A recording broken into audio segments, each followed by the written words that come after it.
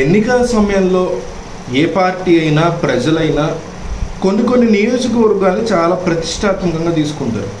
ఆయా జిల్లాల్లో కావచ్చు, రాష్ట్రం మొత్తం మీద కావచ్చు, ప్రభావాన్ని చూపించేటువంటి నియోజకవర్గాలు కొన్ని ఉన్నాయి.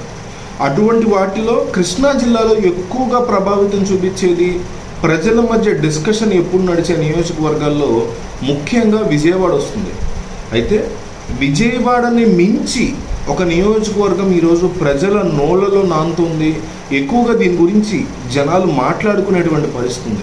ఆ నియోజకవర్గం ఏమిటి, ఆ నియోజకవర్గానికి అంత ప్రాధాన్యత ఎందుకు అనేది ఒకసారి చూద్దాం. ఉమ్మడి కృష్ణా జిల్లాలో భాగమైన విజయవాడ నగరంలో 3 సీట్లతో పోలిస్తే రూరల్ నియోజకవర్గం అయిన పెనమలూరు ఇప్పుడు హాట్ టాపిక్గా, సెంటర్ ఆఫ్ అట్రాక్షన్గా మారింది. ఈ నియోజకవర్గం యొక్క స్పెషాలిటీ ఏంటి, ఇక్కడ రాజకీయం ఎందుకు వేడిగా సాగుతుంది? వైసీపీ చేపట్టినటువంటి ఇన్ఛార్జీల మార్పు తర్వాత విజయవాడ కంటే ఎక్కువగా పెనమలూరు సీటు గురించి జనాలు మాట్లాడుకోవడం మొదలెట్టారు.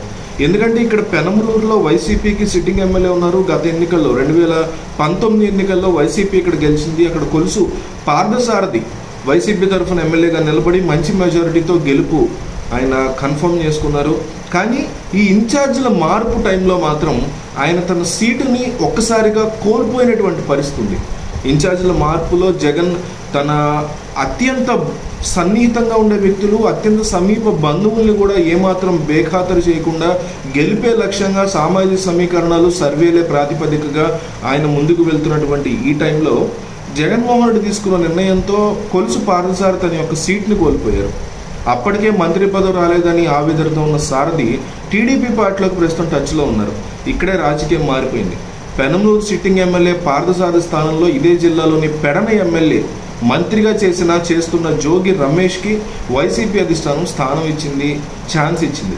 ఇక్కడితో వివాదం సద్దుమణిగిపోతుందిలే, మంత్రి వచ్చి ఆయన చూసుకుంటారు జోగి రమేష్ అనుకున్న టైంలో వైసీపీ కానీ టీడీపీ కానీ తాజా పరిణామాలు 2 పార్టీలని కంటి మీద కునుకు లేకుండా చేస్తున్నాయి. టీడీపీలోకి ఎందుకంటే సారథి స్థానంలో జోగి రమేష్ రావడంతో ఆయన టీడీపీలోకి వెళ్ళి టికెట్ తెచ్చుకుంటారని, అప్పుడు జోగి వర్సెస్ సారథి పోరు ఉంటుందని జగన్ కూడా భావించారు. అప్పటికే వైసీపీలో సారథి స్థానంలో టికెట్ కోసం ఆశలు పెట్టుకున్న కమ్మ కార్పొరేషన్ చైర్మన్ తుమ్మల చంద్రశేఖర్ రంగంలో దిగారు. జోగి రమేష్ స్థానికేతరుడని, పట్టుమని 10 మంది కూడా తెలియదని, ఆయనకి పెనమలూరులో టికెట్ ఇస్తే ఓడిపోతారని ప్రచారం మొదలెట్టారు. దీంతో ఇవాళ జోగి రమేష్ స్వయంగా రంగంలోకి దిగి తాను బాల్యంలో పెనమలూరులోనే పెరిగానంటూ వివరించుకోవాల్సి వచ్చింది. అలాగే టీడీపీలో ఏమైనా పరిస్థితి మెరుగ్గా ఉందంటే అదే లేదు. వైసీపీలో టికెట్ దక్కని పార్థసారథి టీడీపీ నేతలతో టచ్లోకి వెళ్ళి 18న గుడివాడలో జరిగే రా కదలరా సభలో చంద్రబాబు సమక్షంలో పార్టీలో చేరేందుకు ప్రయత్నాలు చేస్తున్నారు. అలాగే తన సిట్టింగ్ సీటు పెనమలూరే కావాలని టీడీపీ తరఫు నుంచి ఆయన పట్టుబడుతున్నారు. దీంతో ఇక్కడ ఇన్ఛార్జిగా ఉన్న బోడే ప్రసాద్ని బుజ్జగించేందుకు టీడీపీ ప్రయత్నిస్తుంది. ఓవరాల్గా చూసుకుంటే ఏ పార్టీకి ఈ అంశం దెబ్బతినే పరిస్థితుందో మీరు కామెంట్లో చెప్పండి.